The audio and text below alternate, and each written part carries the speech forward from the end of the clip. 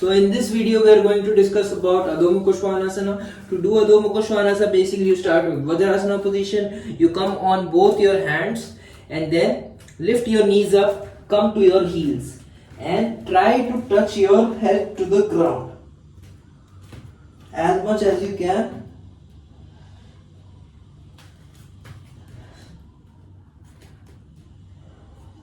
You can stay there for 50 to 60 seconds.